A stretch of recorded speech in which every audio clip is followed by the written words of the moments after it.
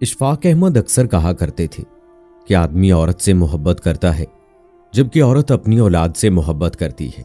इस बात की मुकम्मल समझ मुझे उस रात आई।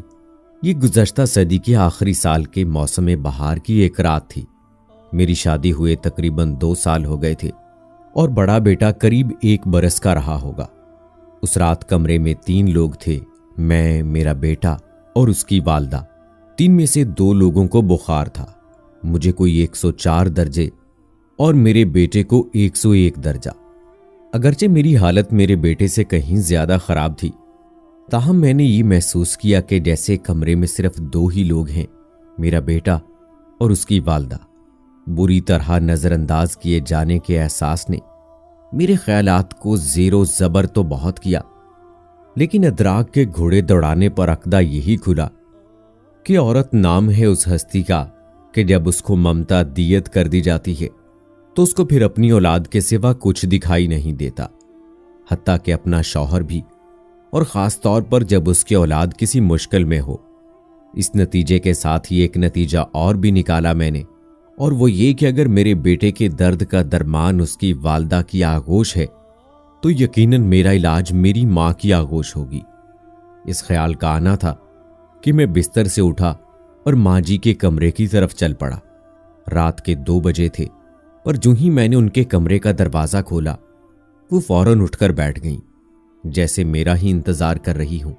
फिर क्या था, बिल्कुल 1 साल के बच्चे की तरह गोद में ले लिया और तवज्जो और मोहब्बत की इतनी हैवी डोज से मेरी आगोश थेरेपी की कि मैं सुबह तक बिल्कुल भला चंगा हो गया। फिर तो जैसे मैंने असूल ही बना लिया, जब कभी किसी छोटे बड़े मसले या बीमारी का शिकार होता, किसी हकीम या डॉक्टर के पास जाने की बजाय सीधा मरकजी ममता शिफाखाना बराए तवज्जो और इलाज में पहुंच जाता।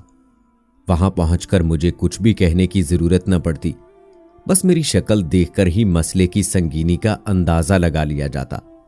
मेडिकल इमरजेंसी डिक्लेयर कर दी जाती, मुझे मेडिकल सुपरिटेंडेंट यानी माँ जी की ही बिस्तर पर लेटा दिया जाता और उनका ही कंबल उड़ा दिया जाता।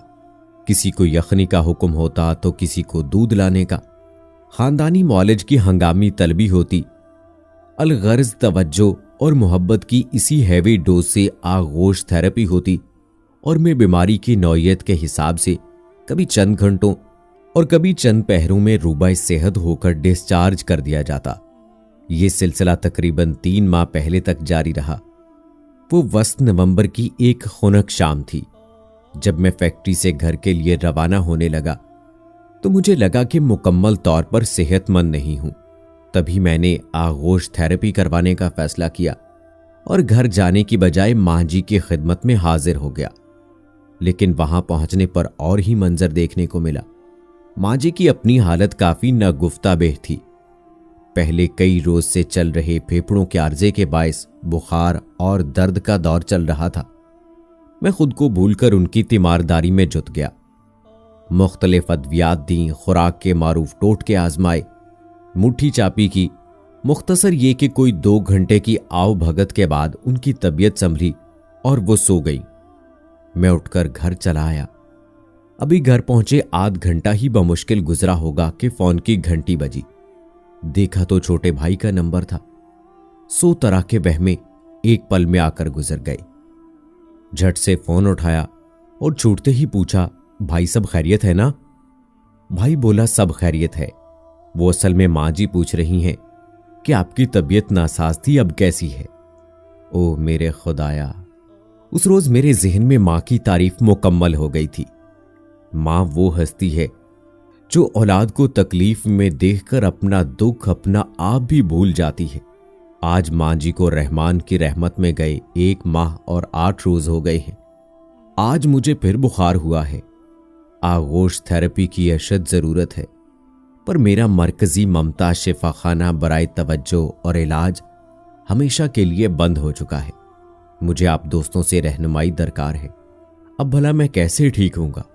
दोस्तों, अपनी माँ से मोहब्बत का इजहार आप कमेंट सेक्शन में उनके बारे में लिखकर कर सकते हैं।